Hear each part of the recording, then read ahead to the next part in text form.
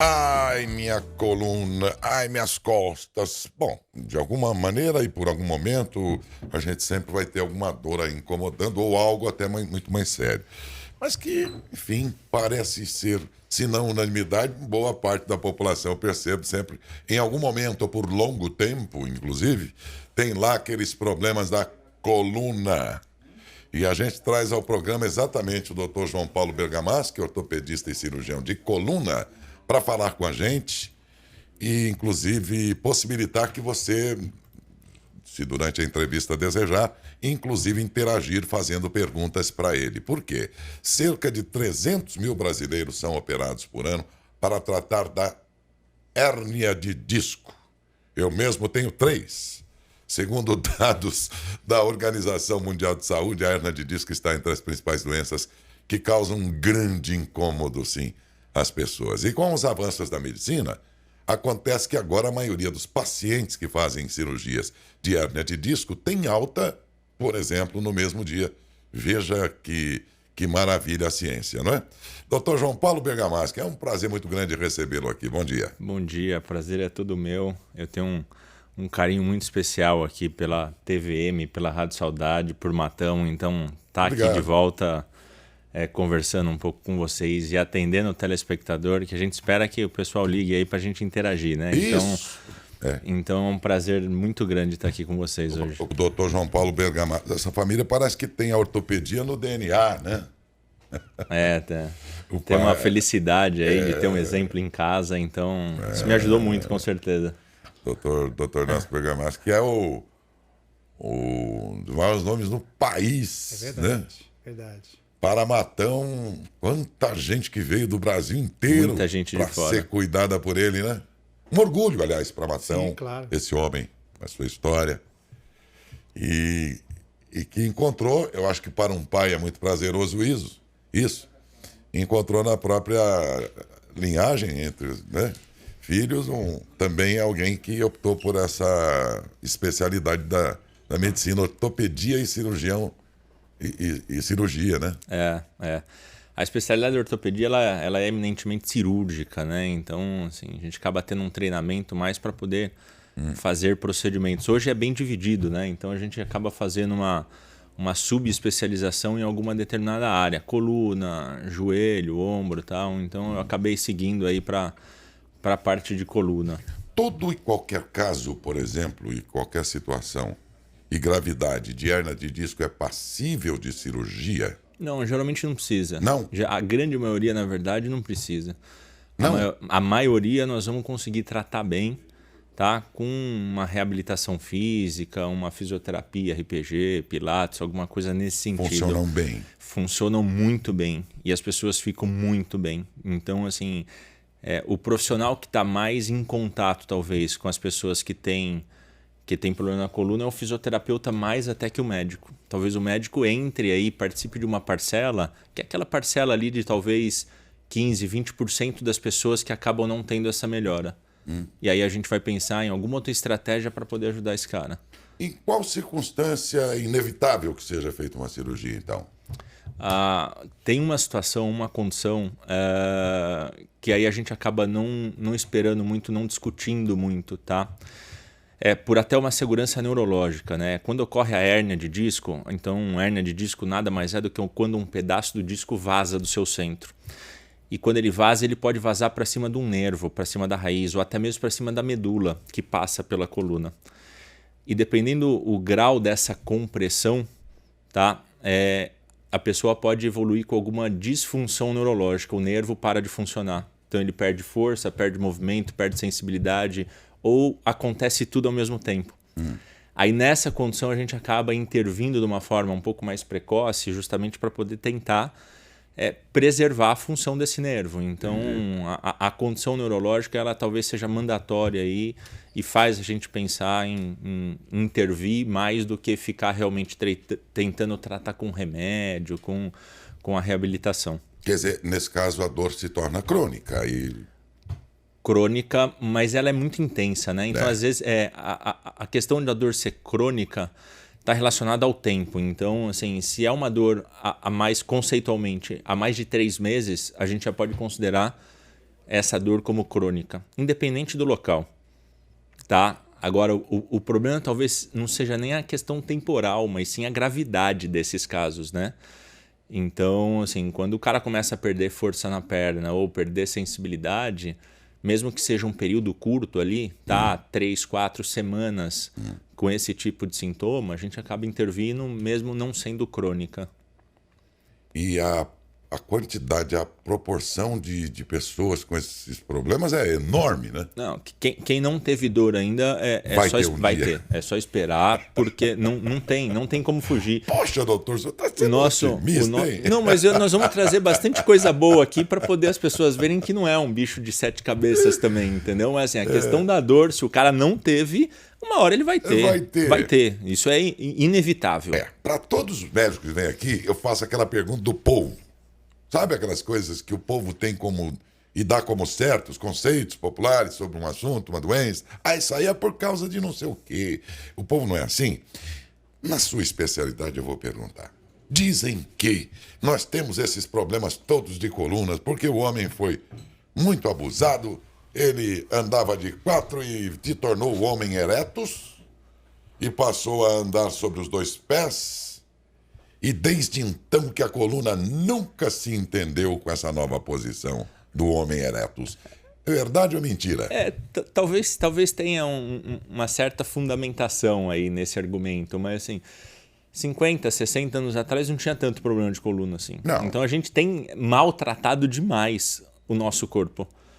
E a tendência é cada vez piorar. A gente vai observando aí as gerações e vê o quanto as coisas estão acontecendo ali em forma de acontecer mais cedo. Então, antes a gente observava a hérnia de disco no cara de 60, 70 anos. Hoje tem cara de 30 anos com hérnia de disco. Então, o estilo de vida que a gente leva hoje talvez seja o principal responsável e assim, o grande vilão, tá, de acontecer tudo isso na nossa coluna. Nós trabalhamos sentados como nunca, vamos dizer. O dia todo. Na vida moderna. Sim. Essa é uma das razões, por exemplo. É uma das razões. Ficar sentado muito tempo na mesma posição é prejudicial, é ruim. Então, a cada 1 hora aqui, vocês precisam levantar um pouquinho, esticar o esqueleto e tal, para poder aliviar a tensão no disco. Então, imagina que o disco está assim, sob pressão o tempo todo. Uma hora ele vai estourar, uma hora vai explodir. Obesidade também tem a ver, porque também. O mundo ficou mais gordo. Né? Com as comodidades da vida, né? Sim. Hoje nem é descer do carro para abrir um portão para entrar em casa, você desce mais. Então, tudo ficou muito cômodo, muito confortável. E também a alimentação ficou bem fast food, né? Aqui mesmo no Brasil, inclusive, não é mais aquela comida mais natural de décadas passadas. Isso tudo proporcionou, sim, uma população mais obesa. A obesidade tem a ver com isso? Com certeza, tá? É tudo estilo de vida. Então, questão da alimentação, questão da obesidade, tá? Tem se falado muito a questão de sono, que pode interferir também, mas daqui a pouco a gente pode falar disso. Mas obesidade fica muito fácil entender, assim. Quanto mais peso tem no disco, mais vai gastar. É o que a gente estava falando aqui do jogador de futebol que tem uma vida curta. Tá? Por quê? Porque ele usa muito, ele usa em excesso. Então, quanto mais usa, mais gasta. Tá? O obeso vai usar mais o disco do que o cara, assim, não obeso, vamos pensar assim. Então, a chance de ter uma degeneração, ter qualquer tipo de problema em alguma estrutura da coluna acaba sendo maior. Há diferenças, por exemplo, a gente sabe que a osteoporose, por exemplo, atinge muito mais as mulheres. Então, daí a minha pergunta. Nesse caso da hérnia de disco, há predominância mais de homem, mais de mulher, ou a condição é igual? Não, de incidência, não. De incidência. De procura do profissional, sim. A mulher geralmente vai. Procura mais? Procura mais. O homem, às vezes, ele fica teimando um pouco mais. Ele é mais teimoso, né? Então, assim, demora mais tempo para procurar. Mas em termos de incidência, tá? Não tem diferença entre os gêneros. O homem é mais... Exatamente. Tomar remédio em casa por conta, dor, né? Sabe? Então, assim, é mais teimoso. Então, você está dizendo que aquilo que seria mais comum depois, praticamente na terceira idade, tem avançado, tem se antecipado em outras camadas, em outras faixas de idade. A partir de que momento vocês percebem, nos casos mais precoces, esse problema de hérnia de disco?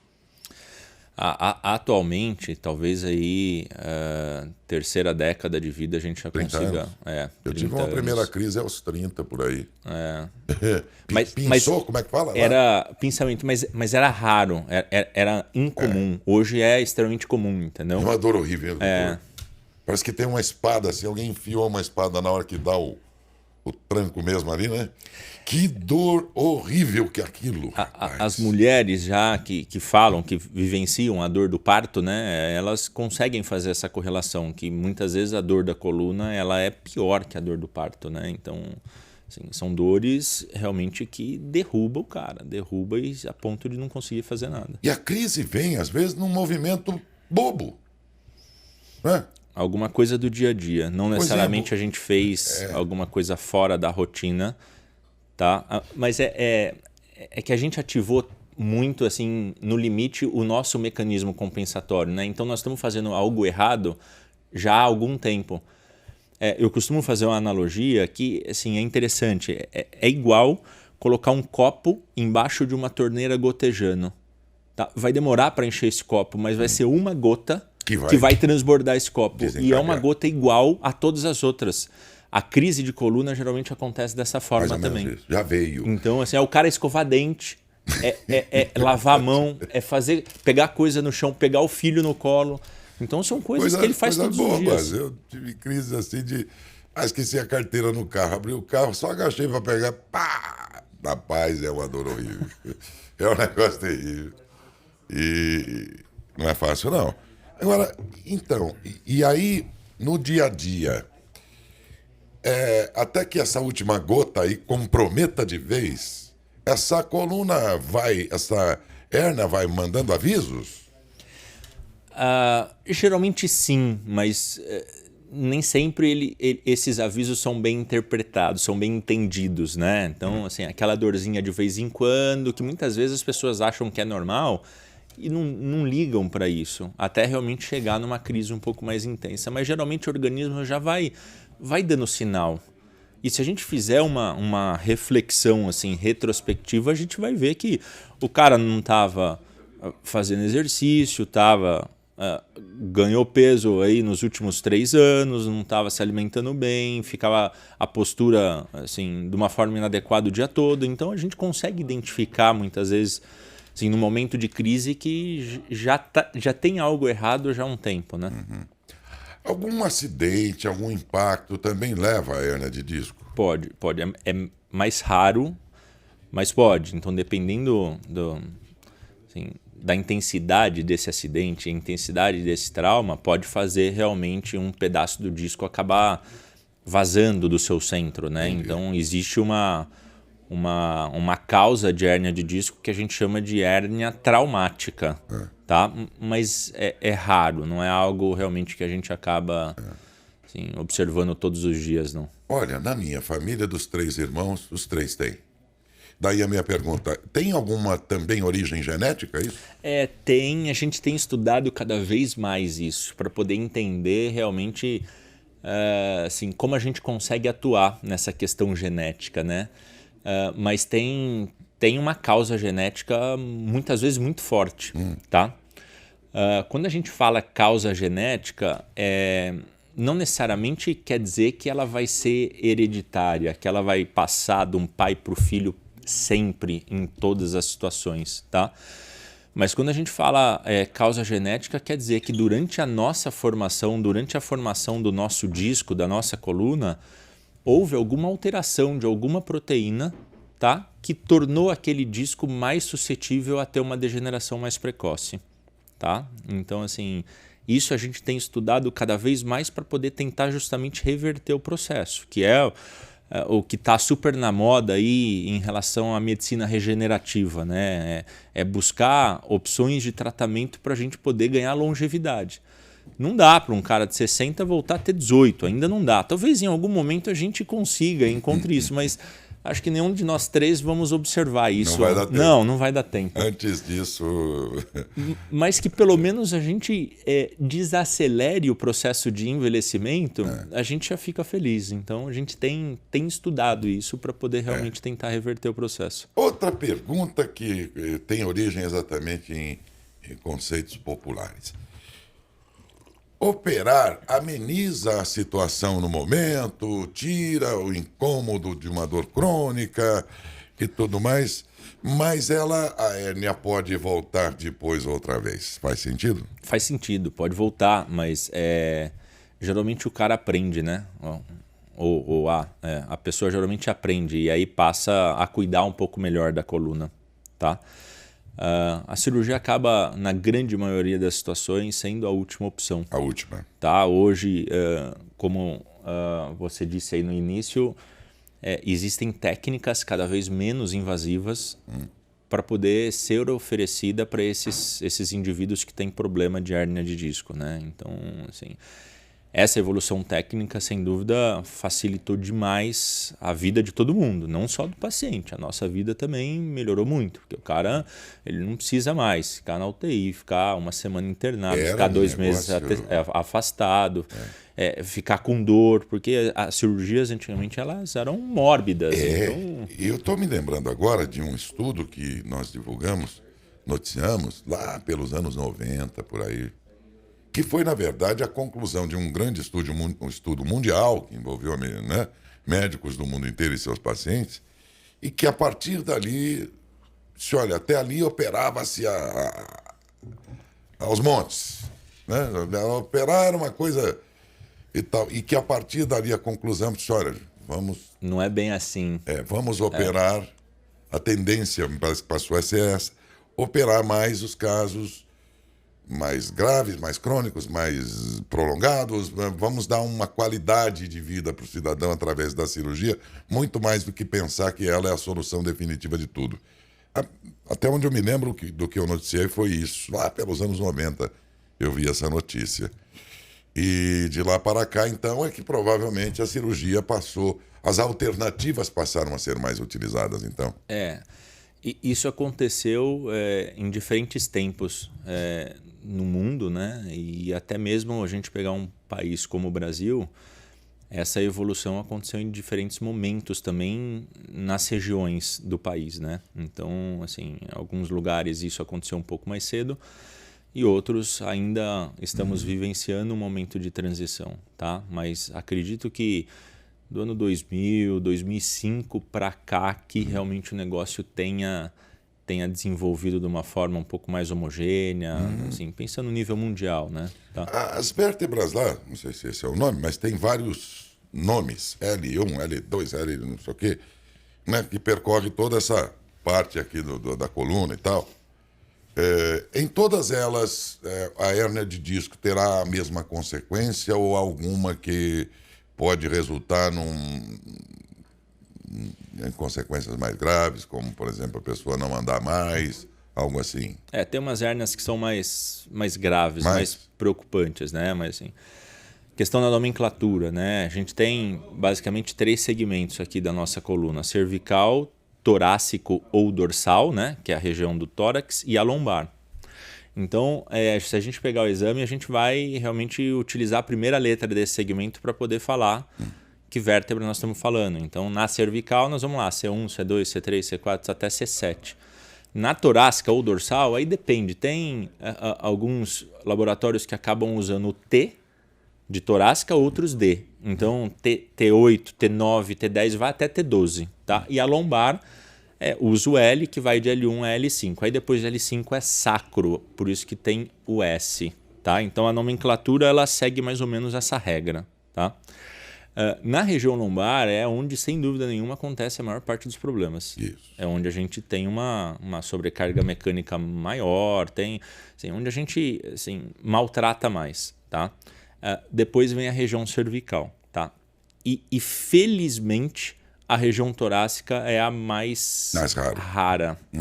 Porque geralmente a região torácica são os casos mais complexos, mais desafiadores, eu diria. Algumas características anatômicas que realmente fazem com que qualquer coisa que acontece ali na região torácica pode realmente causar algum dano mais grave na medula, ao ponto de a pessoa nunca mais andar, por exemplo.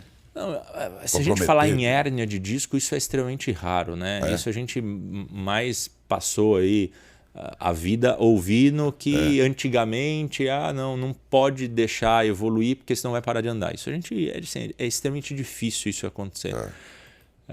Mas, sim, pelo menos um período transitório desse déficit a gente pode observar. Então, a pessoa que acaba perdendo algum movimento na perna, mas a gente realmente intervindo a tempo, esse processo acaba sendo reversível, né? Vamos pensar assim. Quer dizer que a cirurgia, que antigamente era um negócio de abrir o sujeito, de todo mundo, né? E o pós-operatório era um negócio complicado. Todo dia o sujeito faz cirurgias e pode sair no mesmo dia. No mesmo dia. A cirurgia de hérnia de disco, a cirurgia mais moderna, né? A técnica mais evoluída que a gente tem hoje disponível é fazer a cirurgia através de uma câmera. Então, assim, muitos desses procedimentos a gente acaba fazendo com o paciente com uma sedação leve, não precisa nem tomar anestesia geral, uma sedação leve e anestesia local, de tão pouco invasivo que é. E aí muitas vezes as pessoas às vezes até ficam meio receosas, né? Mas eu vou ficar acordado? Não, você não vai ficar acordado, você vai ficar relaxado. Se eu te chamar, você conversa comigo, mas você não vai lembrar de nada. Não é aquelas anestesias que o sujeito vai lá e vê a luz no fim do túnel? Não. Não. E aí isso permite também uma recuperação bem mais rápida, né? Então, assim, os cortes são menores, assim, o tipo de anestesia é menos invasiva e tal. Então, questão de talvez 3, 4 horas depois do procedimento, o paciente já está andando, já está em condições para poder ir para casa. Que beleza que está a medicina. Né? Vai ter que ter alguns cuidados nos primeiros dias, obviamente, tá? Que ele acabou de ser submetido a um procedimento na coluna, tal, mas ele não vai ter a mesma experiência, aquela vivência da cirurgia aberta, que o paciente muitas vezes ficava algumas semanas deitado, tomando medicação forte, potente para dor, sofrendo, né, nesse período mais recente depois do procedimento. Né? A gente falou aqui da postura da gente no trabalho, porque é onde a gente fica boa parte, por exemplo, da semana. Mas em casa, por exemplo, também temos situações que podem levar a essas, né, hérnias e coisas.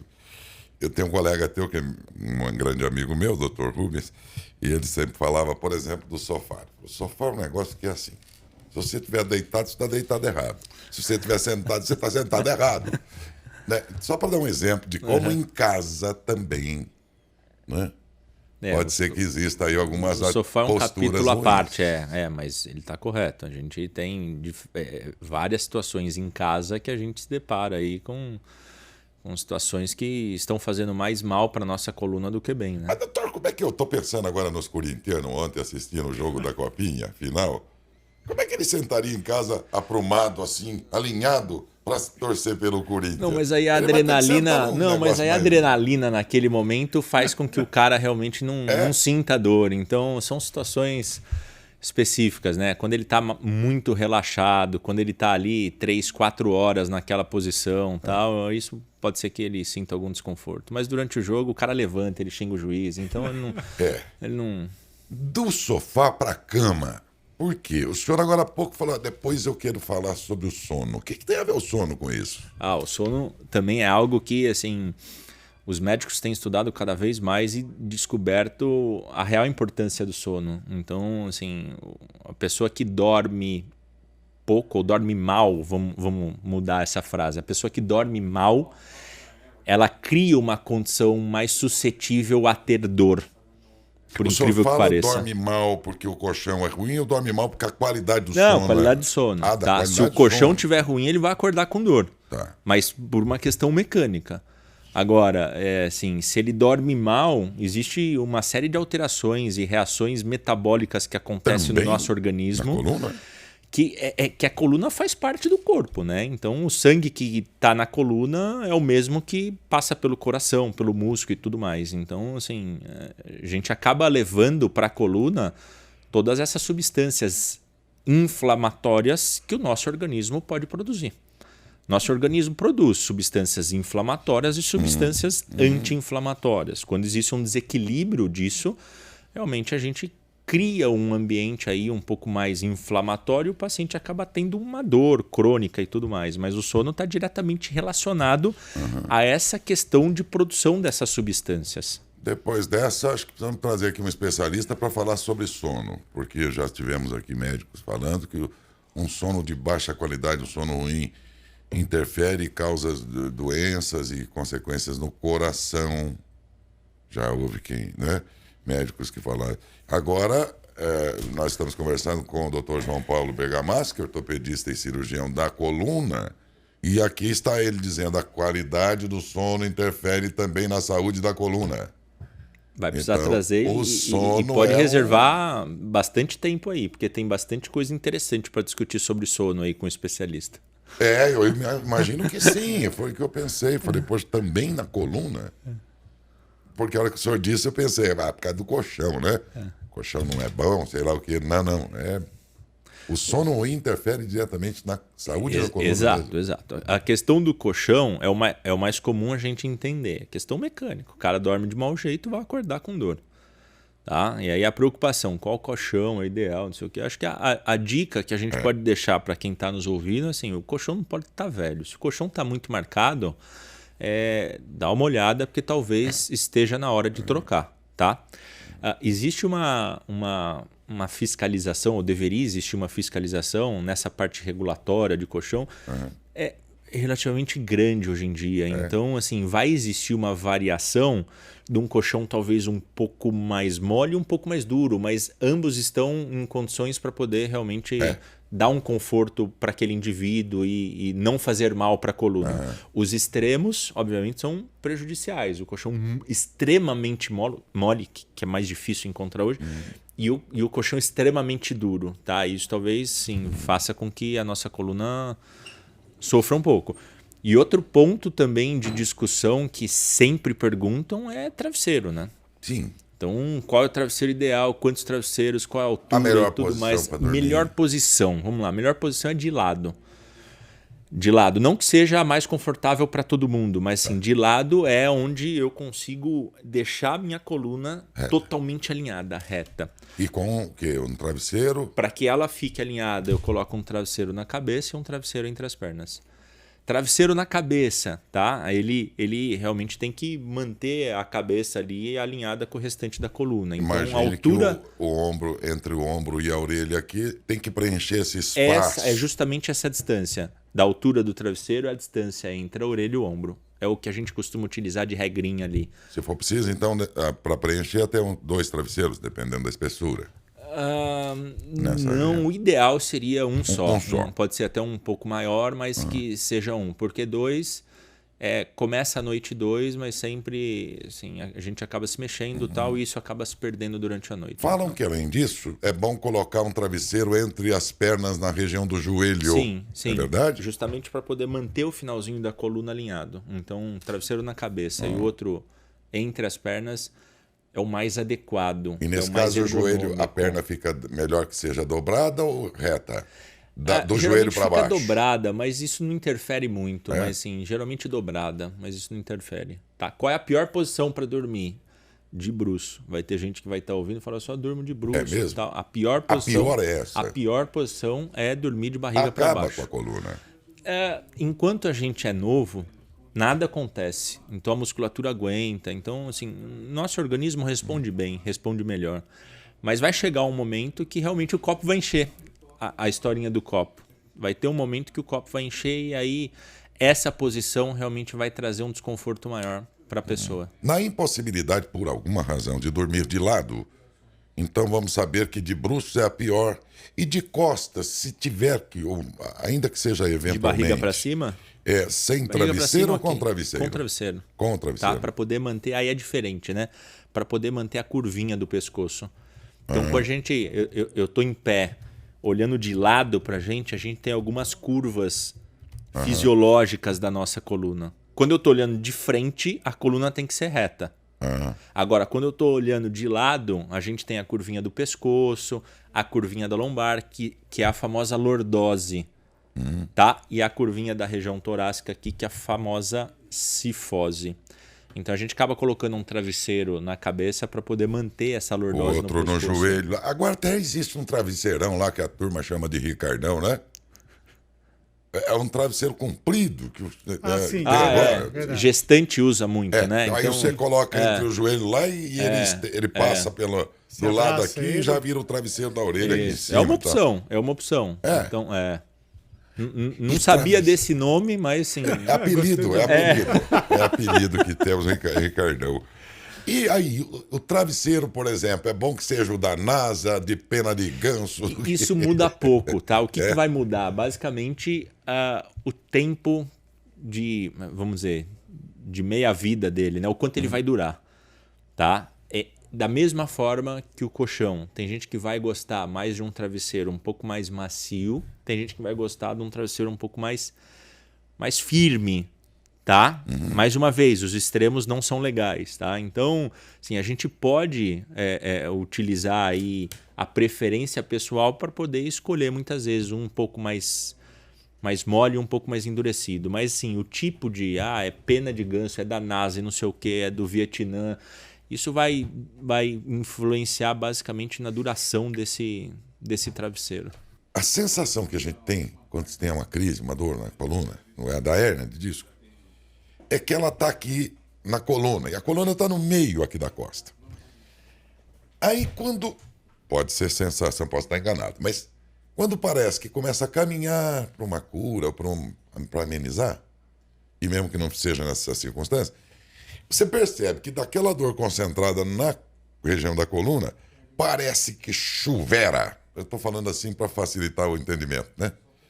Se espalha por uma das pernas aqui, mas parece um chuveiro, passa a doer tudo. E não mais num único lugar concentrado. E há quem diga que essa dor só termina no dedão do pé. Faz sentido isso?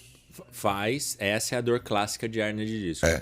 É a dor do famoso ciático, né? É o nervo que sai da coluna, do finalzinho da coluna, e acaba seguindo até o pé. O nervo ciático ele é formado por alguns nervos ali da região lombar. Eu devia até ter trazido um modelinho. Próxima vez eu trazer um modelinho até que fica mais fácil de entender. Mas o nervo ciático é formado por alguns nervos que saem da região lombar. Tá? Então, dependendo o nervo que tem esse pinçamento, se tem essa compressão, é uma região da perna que acaba doendo, que acaba tendo alteração de sensibilidade e tudo mais. Vai para aquela perna. E aí, assim, se a gente pega especificamente, por exemplo, a raiz de L5 da vértebra lá de L5, tá? É uma dor que, classicamente, ela vai até o dedão. Vai, segue, assim, pega a região aqui da nádega, coxa, panturrilha e segue até o dedão. Então, assim, mas é uma dor específica dessa raiz. Tem uma imagem aqui que não sei se é o que o senhor deseja para ilustrar. Lança ela aí. Aí, ó. Essa imagem. Aí, ó, lá em cima, ó. Lá em cima, o nervo ciático tá ele especificado ali na região da coxa, mas veja lá em cima como ele é formado, né? Então tem vários nervos que formam ele. E aí a gente precisa ser mais específico quando a gente precisa de um diagnóstico. Então não simplesmente, o ciático tá com problema. Não, eu preciso saber qual nervo que forma o ciático que está dando esse problema. E desce até o pé mesmo. E desce até o pé, lá, ó, dá para perceber bem. Ó, tem alguns nervos que ficam ali na região do joelho, outros vão para a canela, panturrilha e outros vão para o pé. Raiz de L5 vai até o dedão. É uma dor horrível, né? Péssima. Doutor, e a medicação para essas coisas? Aí houve um tempo que questionou-se muito, alguns remédios muito largamente utilizados na época e tudo mais. Como é que está a evolução dos remédios? Dos medicamentos? Melhorou bastante também, mas assim, às vezes a gente ainda precisa utilizar várias opções de medicamentos para conseguir ter um efeito satisfatório, tá? E muitas vezes o anti-inflamatório, o corticoide faz parte dessa lista, que são medicações que não dá para a gente poder ficar tomando mais a qualquer jeito, a qualquer custo, porque a conta uma hora vai chegar.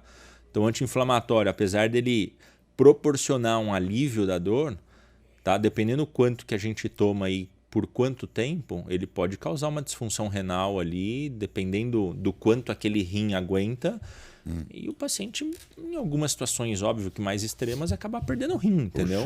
Então, são medicações que a gente precisa ter um cuidado. Mas, assim, se a gente for buscar outras opções. Então, temos analgésicos mais potentes, temos medicações adjuvantes que a gente acaba utilizando, até alguns, além de relaxante muscular, mas até alguns antidepressivos, calmantes, a gente acaba utilizando para casos mais crônicos de dor. No desespero Não, no desespero não, funciona bem, faz parte do arsenal. Mas o desespero levou muita gente, eu me lembro, a um sujeito lá em Votuporanga, acho que era, que ele cortava a orelha da pessoa, não sei o que lá. O desespero da dor desse negócio. Eu não conheço esse cara. Eu ouço do meu pai já ter contado algumas histórias desse cara aí. É verdade. Mas eu não cheguei a conhecer ou ter um conhecimento a fundo. Mas assim, pode ser que faça sentido, mas existe uma questão aí que é o efeito placebo. Então, o efeito placebo eu não dou o remédio que realmente assim, tem um mecanismo de ação, mas aquele indivíduo, pelo fato de achar que está tomando remédio, ele vai desenvolver ali uma cascata de reações no organismo dele que vai melhorar. Então, tem trabalhos mostrando que o efeito placebo pode ele estar presente até em 25% dos tratamentos. É mesmo? Então, a cabeça da pessoa. Cabeça. E a cabeça controla tudo. A cabeça tanto faz doer onde não está doendo, como tira a dor de onde dói. Exatamente. Tem os dois lados, Então, se a gente tratar 4, um vai ficar bom sem fazer nada. Só achando que está tomando remédio e não está tomando nada. Doutor, aqui nós estamos num tempo agora em que a inteligência artificial está sendo discutida no mundo inteiro, em todas as profissões, como nunca. Né? Em todas. O mundo vai ter que prestar muita atenção nisso, inclusive regular isso direitinho, né? Até onde a inteligência artificial for útil e a partir do momento que ela passa a ser prejudicial ao próprio ser humano. Enfim, vai ter muita legislação aí sendo criada para isso e tudo mais. E se há um setor que eu imagino em que ela pode ser muito útil, é esse da medicina. Particularmente, na sua especialidade, o que já existe sendo aplicado, por exemplo, aqui no Brasil, de inteligência artificial nas cirurgias de coluna? Tá. Na cirurgia, a gente está assim, numa fase de desenvolvimento de robôs.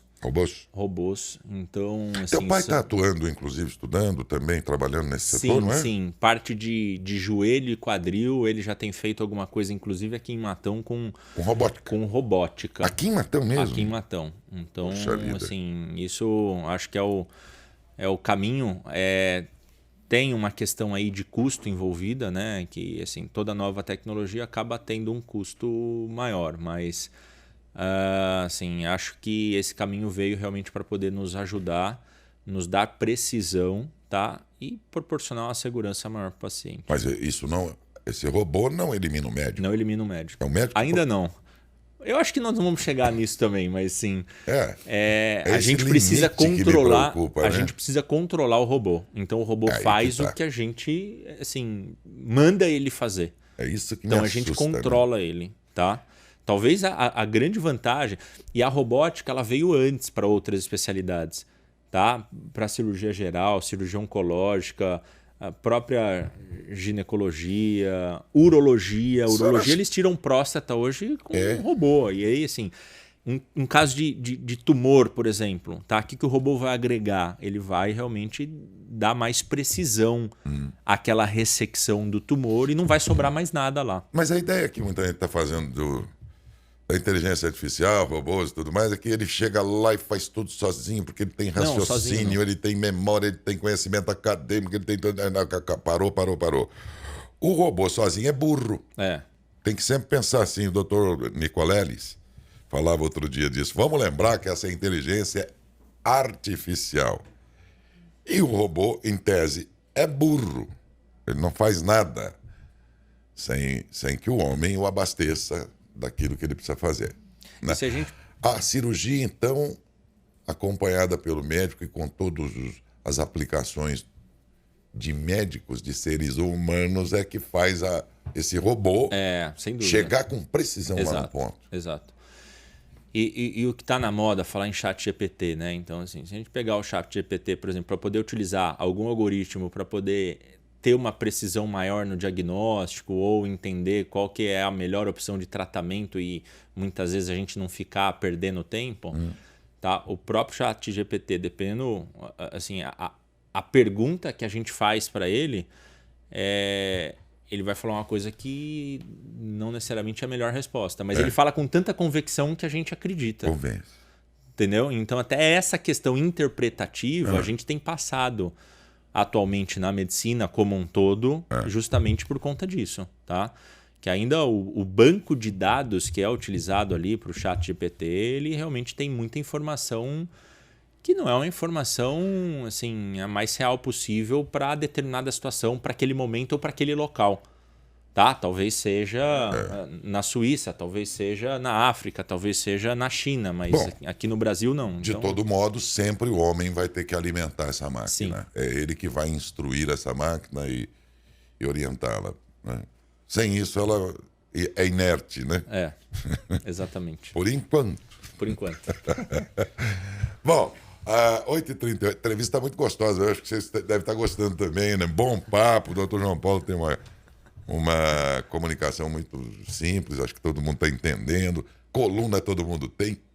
E umas E dor também. E dói. Como dói. E dorzinha também. Eu lembro todo Isso dia de manhã. torna a entrevista bem mais longa e muito mais gostosa, inclusive, aí, né? De acompanhar. Tanto que os ouvintes fizeram suas perguntas. E vamos a elas, começando aí pelo Facebook. Depois você, Felipe, pelo Zap aí. A Marcelena participando através do Facebook. A doutora fala, bom dia, doutor João Paulo. Bom dia, Daércio. Eu tenho crises de hérnia de disco.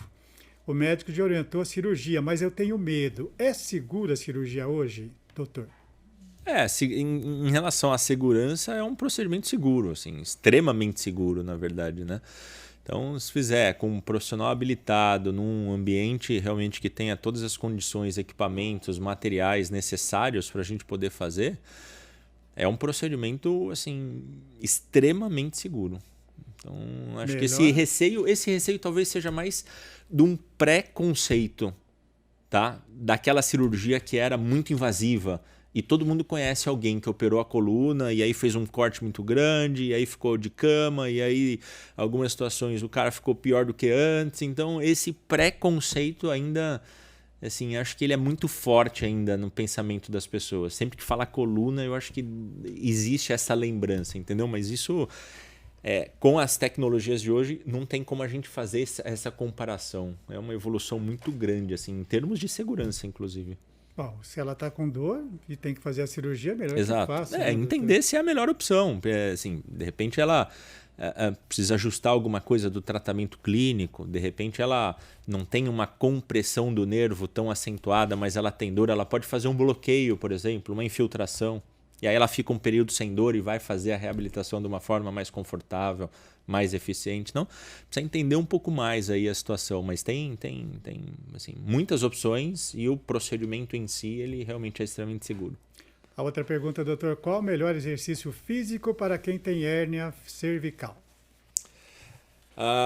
Essa é uma pergunta também bastante comum e assim, não existe uma receita de bolo para a gente poder passar, vai fazer esse exercício que você vai ficar curado. A gente realmente precisa envolver outros profissionais, ou fisioterapeuta ou educador físico, para poder realmente a gente fazer uma avaliação física e trabalhar nas deficiências principais. Então, assim, de uma certa forma, a musculatura que a gente vai acabar trabalhando é a musculatura do pescoço, musculatura dos ombros, musculatura das costas, musculatura do tórax, mas assim, a gente precisa realmente individualizar um pouco mais aí essa questão dos exercícios. E ter um profissional ao lado, eu acho que assim, acaba também dando segurança, tá? E ganhando tempo, porque otimiza aí a questão do tempo de tratamento.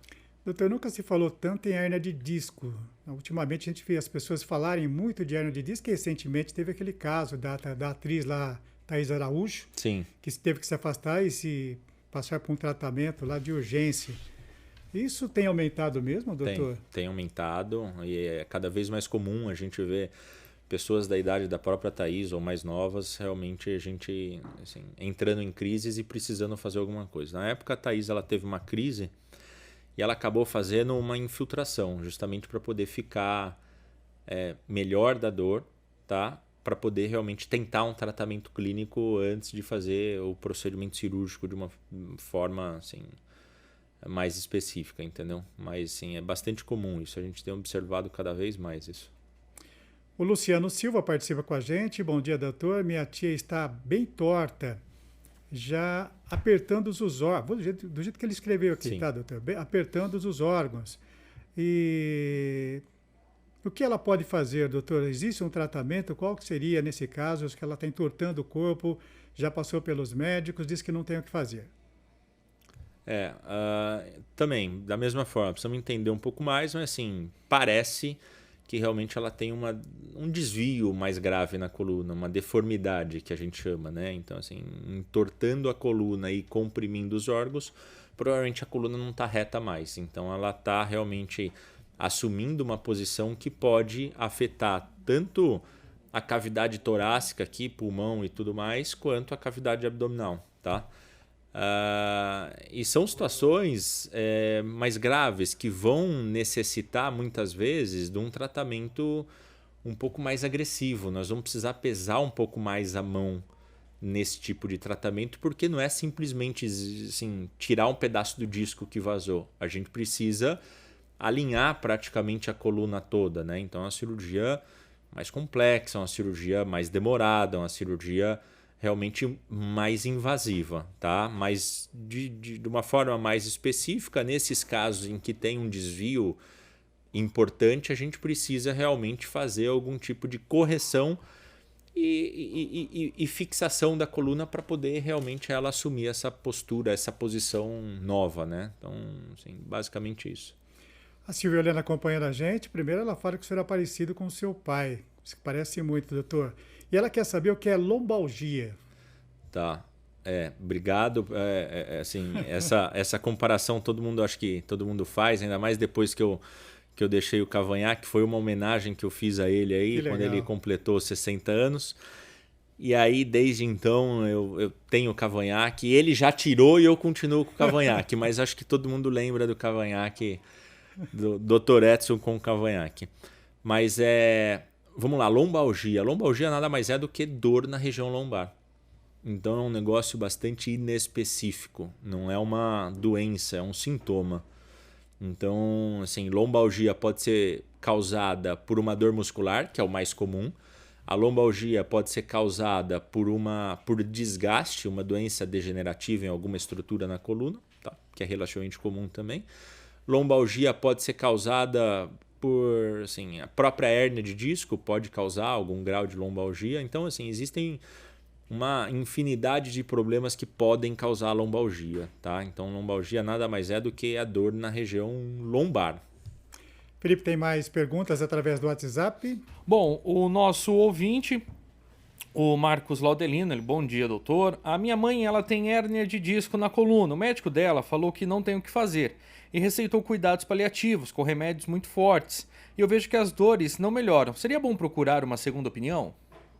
Provavelmente sim, até para poder realmente ter essa confirmação de que nada pode ser feito, tá?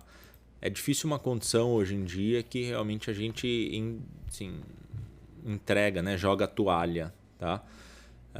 Aí isso vai depender basicamente da condição clínica do indivíduo. Então, se é um paciente com uma série de problemas clínicos, doenças no coração, doenças no pulmão, doenças no rim, doença no fígado, doenças em diversos órgãos, a gente acaba realmente tendo um pouco mais de limitação de opções de tratamento para poder oferecer. Mas eu acredito que sempre uma segunda opinião ela é válida, principalmente nessas situações mais complexas ou mais graves. Perfeito. A Adriana, ela fala, bom dia, doutor, eu não posso pegar peso e nem ficar varrendo a casa.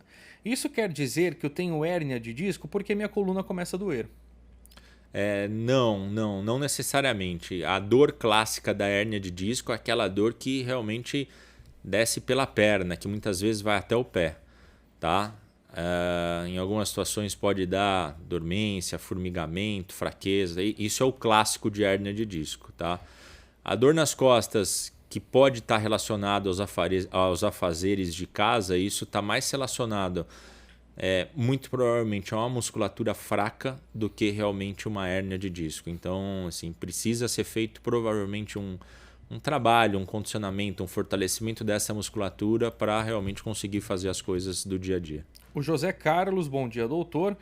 O senhor pode nos dizer qual é a melhor maneira de utilizar o celular por causa da coluna e em que parte da coluna pode fazer mais mal o uso do celular, numa posição que não seja correta? Excelente pergunta, porque a gente realmente tem tido cada vez mais problemas decorrentes do uso inadequado do celular, né? Então é comum as pessoas usarem o celular e acabarem dobrando muito o pescoço, né? Flexionando muito a cabeça para poder visualizar o celular. Então o mais adequado é realmente a gente aumentar a altura do celular para que realmente a gente não precise abaixar a cabeça, né? Assim, aumentar a altura no sentido de eu estou visualizando o celular, para quem está vendo a gente na TV está conseguindo visualizar. Quem está ouvindo a gente no rádio vai ter que imaginar, né? Mas assim, olhar o celular reto. Então eu tenho que posicionar o celular muito próximo aqui da linha da minha cabeça, né? Então, assim, essa é a forma mais adequada de a gente utilizar o celular. A Adriana, ela mandou um áudio aqui pra gente, doutor, contando o relato do filho dela. Bom dia. Eu queria perguntar para o doutor, o meu filho tinha 14 anos, hoje ele tem 24. Descobriu que ele tem hérnia de disco, né? Será que é a genética, como ele estava falando? Porque desde então, na época que foi descoberto, o médico que tratou dele disse que não tinha... Ele não sabia o porquê. Será que foi isso, então? Um pouco do que a gente já comentou, né? Então, assim, existe uma causa genética ainda muito forte nesses casos de hérnia de disco ou até de desgaste em algum ponto da coluna, né? Então, existe uma causa genética que provavelmente tá gritante, né? 24 anos, né? 24 anos, ele falou? Sim. 24 anos é uma idade que a gente não observa problemas na coluna, geralmente, né? Mas é importante a gente tentar identificar se, além da causa genética, tem algum outro fator, principalmente algum fator mecânico, tá? Assim, carrega muito peso, faz muito esforço, postura ruim, tá? Tem sobrepeso, então algum fator mecânico que tenha acelerado esse processo. E aí a gente vai ter que intervir justamente nesse fator de risco, né? Nesse fator mecânico para poder tratar. Doutora Silvia, ela relata que em 2004 ela fez uma cirurgia de coluna. Na última ressonância, o laudo foi discopatia degenerativa com protusão discal em L4 e L5 e também uma hérnia na S1. E ela tem tido enfraquecimento na perna esquerda. Pode ser por causa desse problema que ela tem, doutor? Até pode, mas a gente precisa descartar outras coisas numa situação como essa, né? Então essa fraqueza pode ser do pinçamento do nervo que está causando alguma disfunção neurológica, tá? Até pode, mas é mais comum, talvez, a gente observar essa fraqueza por uma falta de condicionamento da própria musculatura. Tá? Então, de repente, a gente fazer um trabalho de reabilitação, condicionamento, fortalecimento para poder realmente descartar essa possível causa, ou realmente, se for isso, já está resolvido, eu acho que faz mais sentido do que de imediato a gente pensar em fazer uma cirurgia. E outro ponto que eu gostaria de comentar aqui é que no laudo da ressonância ela comentou que tinha hérnia e tinha protrusão, né? Afinal, o que é a protrusão? O que é o abaulamento? Tá? Eu costumo dizer que é um começo de hérnia, é um começo do processo. Quer dizer que aquele disquinho está começando a ter algum tipo de problema. Então, assim, é uma fase inicial, talvez. E na grande maioria das situações acaba não dando uma limitação, uma dor muito intensa, né? Os casos de protrusões, abaulamentos. O Daniel, ele pergunta se aqueles aparelhos para fazer fisioterapia em casa funciona, ajuda a melhorar a coluna, doutor? Funciona desde que, assim, utilizado da forma correta, né? De uma forma adequada. Então, assim, a gente comprar o aparelho e não ler o manual de instrução, acho que é melhor buscar uma clínica de fisioterapia e fazer um tratamento com um profissional habilitado, que acho que vai surtir mais efeito. O Reginaldo Santos pergunta se manobras de estralar a coluna faz mal. Não necessariamente, tá? O barulho que a gente ouve quando a gente estrala a coluna, por muito tempo a gente achou que realmente era algo desencaixando, era desgaste, osso raspando com osso, e aí com o tempo a gente realmente foi vendo e estudando isso, que na verdade, na grande maioria das vezes não é isso.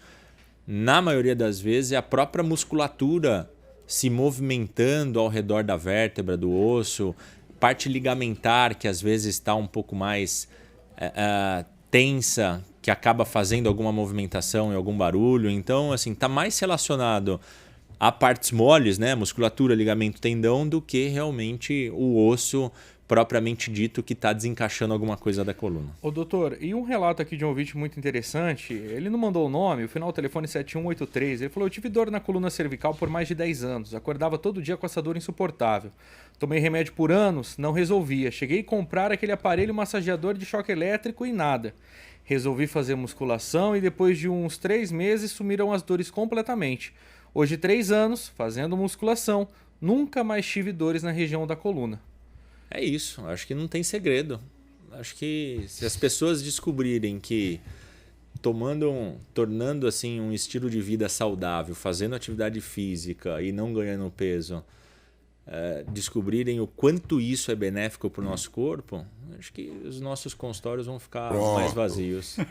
Bom, para encerrar aqui e relaxar um pouco, e um chinês aí de 1,90 m, 180 quilos que faz...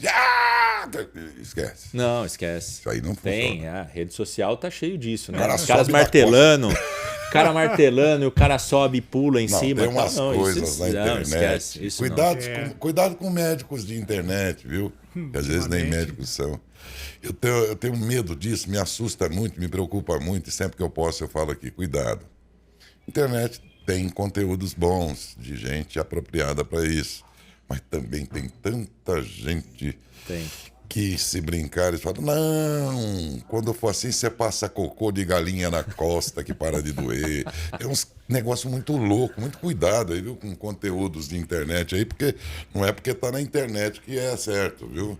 Também tem muita coisa errada lá, cabe a gente ficar mais atento. Ô doutor, ô Darcio, rapidamente, acho que o doutor vai ter que voltar, porque teve muitas perguntas. É isso que eu ia falar agora. Assim, o que está acontecendo? Essa entrevista aqui, quando estou aqui, é uma das mais longas que teve. Ao mesmo tempo, ao longo desse período, também foi a mais interessante. Sim, porque o ouvinte não parou de perguntar, e eu preciso realmente encerrar, tem os outros noticiários todos. Eu acho que vou ter que voltar aqui, doutor. Eu volto, com o maior prazer. Você vê que a demanda não acaba. Inclusive ouvinte dando sugestão para o doutor falar sobre escoliose.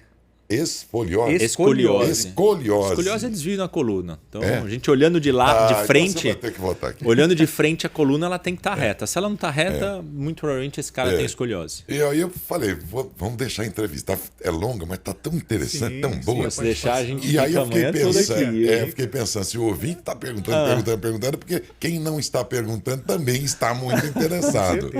E foi acreditando nisso que a gente teve essa entrevista. E também já fica aqui um convite ao senhor, doutor, para que esteja aí numa próxima oportunidade para a gente avançar um pouco mais nisso. Com todo prazer estarei aqui. Muito bom. Mas foi muito bom tê-lo aqui com a gente, foi muito bacana a entrevista, muito proveitosa, né? E por ela eu agradeço. Eu que agradeço. Espero estar aqui em breve. Se Deus quiser. Agradecer todo mundo aí, todo seu Teodoro, né, que fez um convite inicial aí, muito querido. Muito bem. Se você nunca passou pelos cuidados de um médico ortopedista aí para cuidar da sua coluna, como disse o doutor, um dia vai precisar. Vai. Então, se não precisou é porque não precisa, se não precisa, deve ter aproveitado dicas de prevenção, por exemplo. Então, interessou para todo mundo. Doutor João Paulo Bergamasco, ortopedista e cirurgião da coluna. Muito obrigado mais uma vez e um bom dia. Obrigado, bom dia. Obrigado, viu?